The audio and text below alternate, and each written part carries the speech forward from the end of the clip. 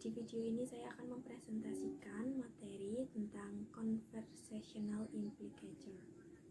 Implikatur adalah sesuatu yang disarankan atau disiratkan oleh penutur atau orang yang sedang berbicara dengan suatu ujaran ataupun ucapan, meskipun tidak diungkapkan secara harfiah. Implikatur dapat membantu dalam berkomunikasi menjadi lebih efisien daripada dengan secara eksplisit mengatakan semua yang ingin kita komunikasikan. Dalam definisi lain, implikatur adalah sesuatu yang mempunyai implikasi dengan sebuah ujaran atau ucapan meskipun itu tidak secara non-literal atau sesuatu yang tersembunyi di balik gejala. Dalam kata lain, implikatur adalah sebuah kesimpulan yang tersembunyi di balik suatu gejala. Pentingnya implikatur karena perkara itu dalam hal-hal atau kondisi tertentu lebih efektif dikomunikasikan secara implisit daripada saat kita mengucapkan secara blak-blakan. Itulah alasan dalam kehidupan manusia, terutama dalam berkomunikasi dengan satu sama lain. Konsep umum conversational implicator diperkenalkan oleh filsuf Inggris Paul Chris 1975. Chris membedakan conversational implicator yang muncul karena pembicara atau penutur diharapkan menghormati aturan umum percakapan, dan conversational implicator yang terikat pada kata-kata tertentu seperti tetapi atau oleh karena itu. Implikatur percakapan atau conversational implicator didefinisikan sebagai setiap makna atau proposisi yang diungkapkan secara implisit oleh pembicara dalam ucapannya dari sebuah kalimat yang dimaksudkan tanpa menjadi bagian dari apa yang dikatakan dalam arti yang ketat. Conversational implicator muncul implikasi-implikasi atau kesimpulan-kesimpulan implisit yang terjadi karena komunikasi antar pembicara dan pendengar, di mana berkomunikasi kita akuisisikan mereka itu sama-sama menghargai dan menghormati hukum-hukum conversation atau hukum-hukum percakapan. Jadi dalam ilmu-ilmu pragmatik kita dikenalkan dengan bagaimana orang itu berkomunikasi dan berinteraksi kebahasaan dengan general rule of conversation atau dengan aturan umum dari sebuah percakapan atau disebut juga cooperative principle. Munculnya implikatur yang terjadi karena banyak asumsi bahwa orang yang berbicara itu sama-sama menaati aturan dari percakapan. Maka itulah yang disebut conversational implicator. Proses proposisi ini tidak hadir dalam bentuk kata-kata makna yang mengikuti kata yang diucapkan, di mana kata itu sama sekali bukan bagian dari arti tersembunyi di baliknya. Percakapan itu bisa terjadi jika dua-duanya kooperatif, bisa bekerja sama dengan baik dalam keadaan mereka senang maupun sedang marah, atas dasar bahwa seorang pembicara dan pendengar bekerja sama dan bertujuan untuk menjadi relevan. Seorang pembicara dapat menyiratkan suatu makna secara implisit, yakin bahwa pendengar akan mengerti. Misalnya, ada dua orang sedang menonton televisi dan salah satunya bertanya, "Apakah kamu menonton acara ini?" Pertanyaan ini bisa jadi bermakna, program ini boring bagi saya. Apakah kita matikan televisinya? Jadi pertanyaan itu tidak diharapkan dengan jawaban dari ya atau tidak, tapi pertanyaan tersebut mempunyai makna sendiri yang memberitahu sebenarnya bahwa penanya itu tidak suka dengan acara itu dan bagaimana jika melakukan hal yang lain. Itulah yang disebut implikatur. Jadi conversational implicator adalah ketika muncul sebuah implikatur karena conversation atau karena percakapan yang di dalamnya kita asumsikan dua orang sama-sama menghargai aturan dari sebuah percakapan. Implikatur itu bisa di-cancel, tidak seperti entailment. Implikatur itu bisa dipahami apa tidak oleh listener. Jika bisa, tidak terlalu yakin, tapi percaya diri saja bahwa inginnya seperti itu. Sebenarnya bisa dibatalkan, maksudnya maksudnya bisa dibatalkan oleh speakernya atau pembicaranya bahwa kesimpulannya salah. Contohnya, terjadi percakapan antara A dan B. A berkata, John memakan beberapa cookies atau kue ya. B menjawab, saya pikir dia akan melakukannya. Berapa banyak yang tersisa? A kemudian menjawab lagi, bahkan dia makan semua cookies itu. Maknanya secara semantik adalah yang pertama, John memakan sebagian, masih ada sisanya. Yang kedua, John makan semuanya. Makna dalam pandangan pragmatik sesuai dengan rumus dalam percakapan, John memakan sebagian dari beberapa cookies atau kue tersebut, jadi pasti masih ada sisanya yang belum dimakan. Jadi conversational implicator maksudnya adalah apa yang dikomunikasikan di luar apa yang dikatakan. Kadang-kadang bukan di luar yang dikatakan, tapi malah bisa bertentangan. Ini mewakili hubungan antara pembicara dan proposisi yang dihasilkan oleh pembicara itu berdasarkan logika percakapan.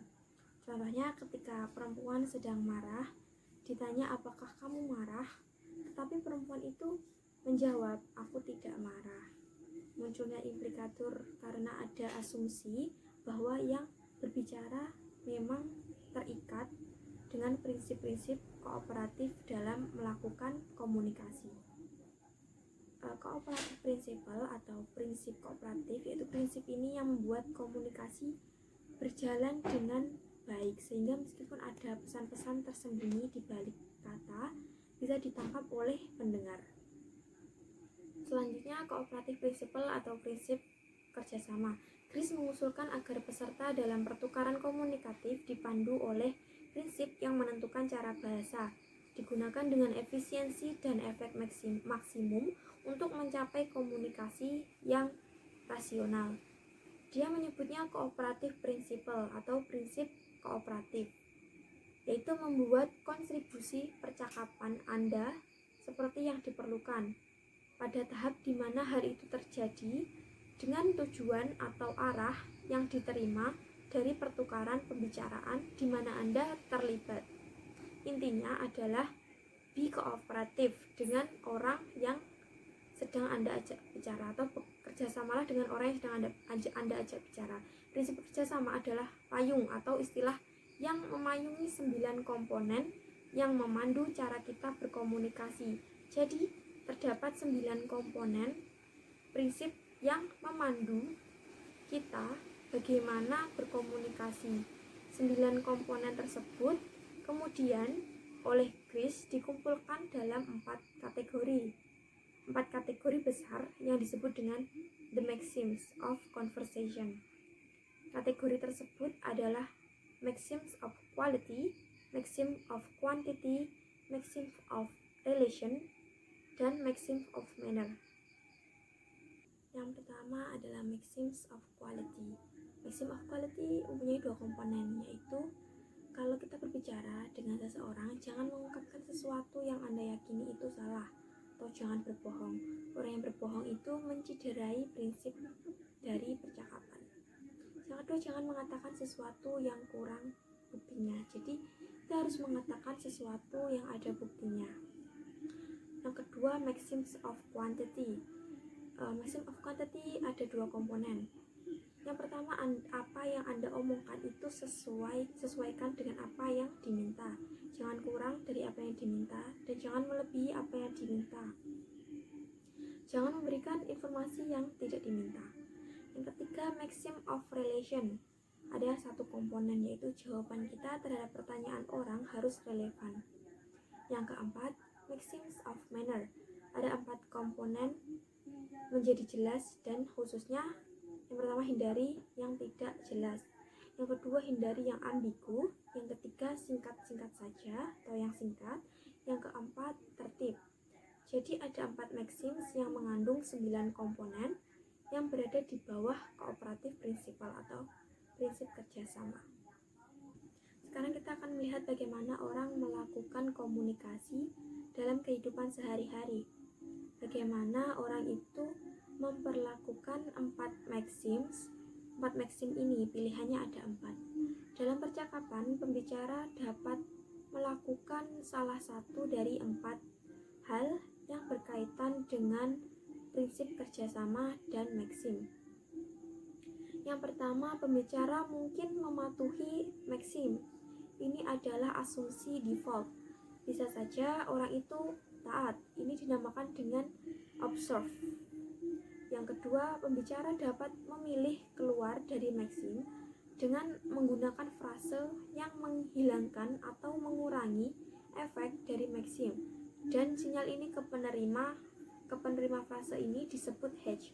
Misalnya dalam prinsip maxim of quantity, kita diminta untuk menyampaikan sesuatu yang memang diperlukan. Ketika orang yang kita ajak bicara itu ternyata sudah mengetahui hal itu, sebenarnya itu tidak penting bagi kita untuk menyampaikan sesuatu yang sudah diketahui. Dalam prinsip maxim of quantity, kita diminta untuk menyampaikan sesuatu yang memang diperlukan. Ketika orang yang kita ajak bicara ternyata sudah tahu hal itu, sebenarnya tidak penting bagi kita untuk menyampaikan sesuatu yang sudah mereka ketahui. Dalam kondisi tertentu, speaker atau pembicara bisa jadi ragu orang yang diajak bicara ini sudah tahu atau belum. Lalu dia melakukan sebagaimana mungkin yang sudah Anda ketahui bahwa titik-titik. Nah, kalimat itu namanya edging. Yang ketiga, pembicara mungkin melanggar sebuah maxims sepengetahuan lawan bicara. Pembicara sengaja melanggar maxim, tetapi pelanggarannya ini memang dalam pengetahuan orang yang diajak bicara, disadari oleh orang yang sedang diajak bicara. Contohnya, orang menulis cerpen, dia tahu itu cerita fiksi, tapi yang membaca juga tahu kalau itu cerita fiksi. Jadi itu bukan bohong. Ada namanya floating a maxim.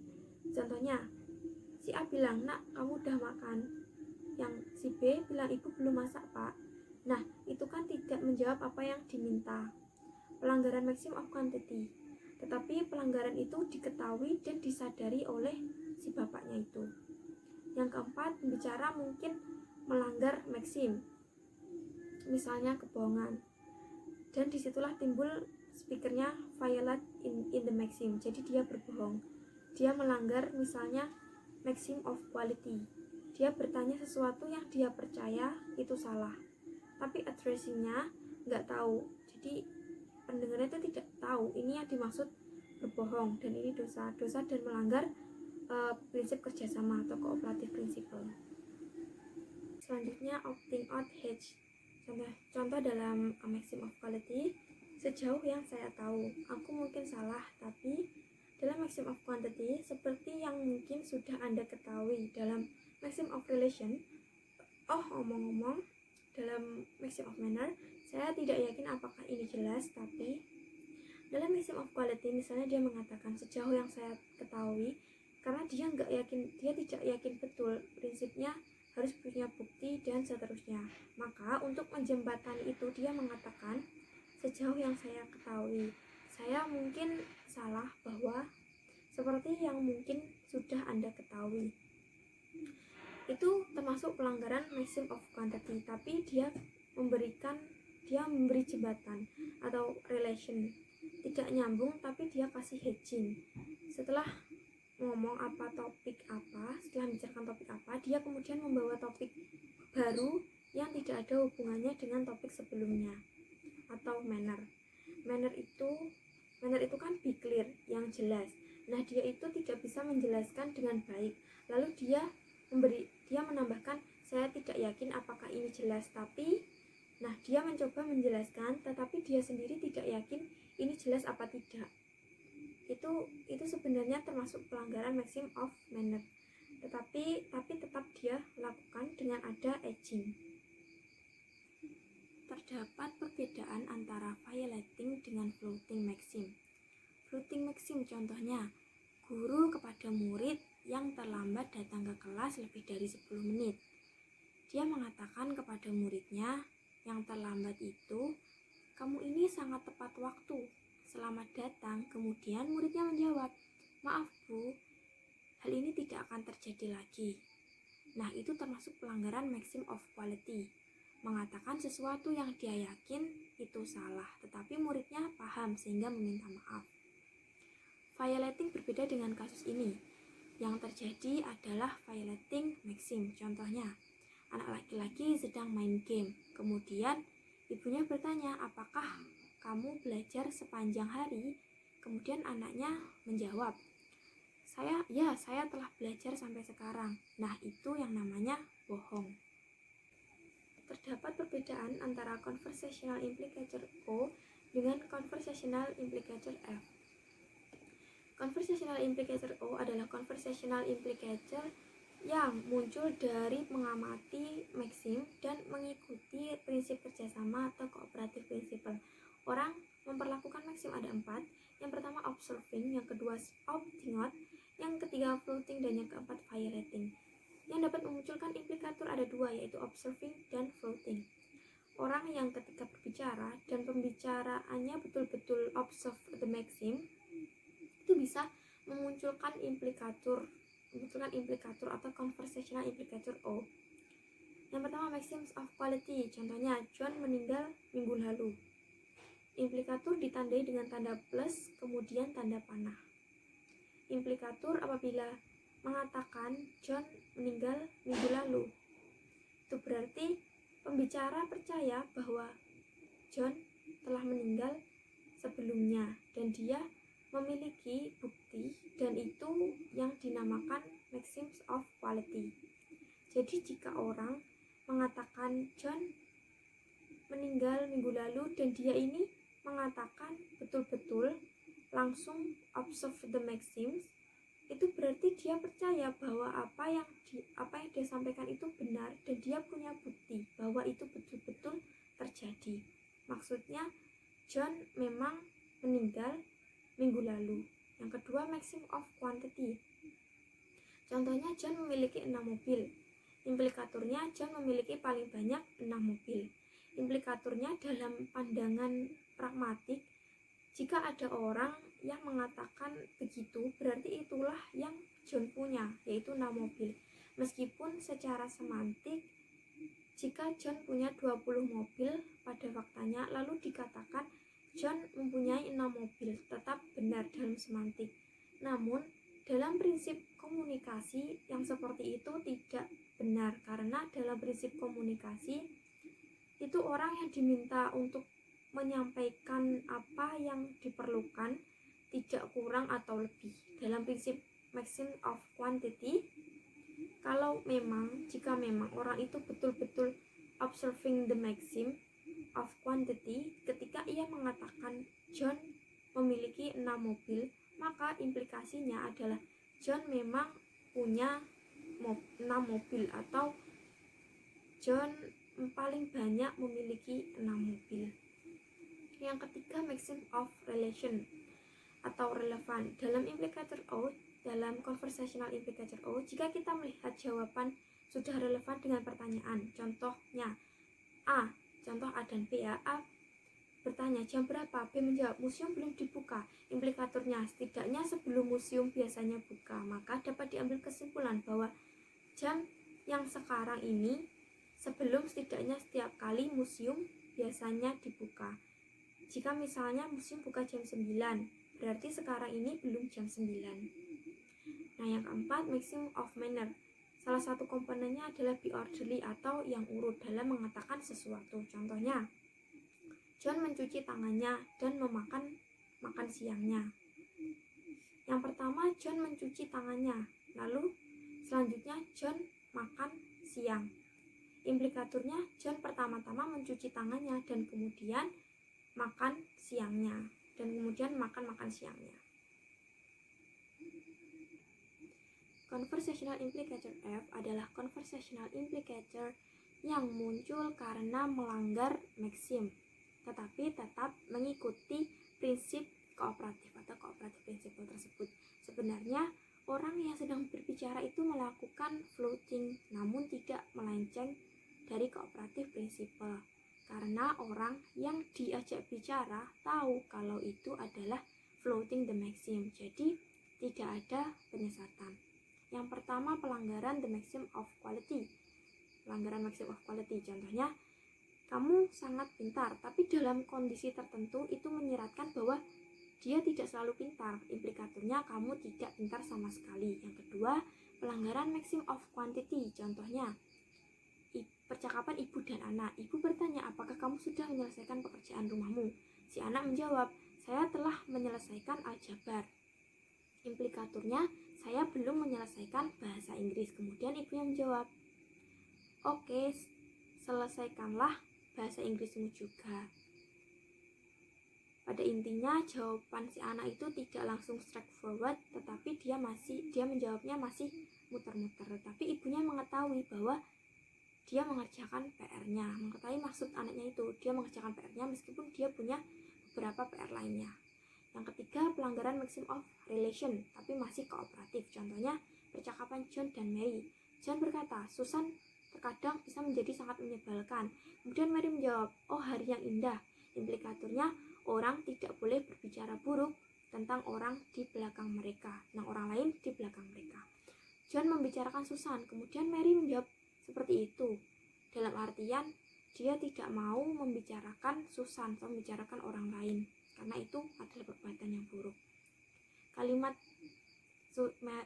Mary tersebut terkesan tidak menyambung, namun itu tetap menjawab, dan itu disebut implikator. Yang keempat, pelanggaran maxim of manner. Contohnya percakapan ayah dan anak.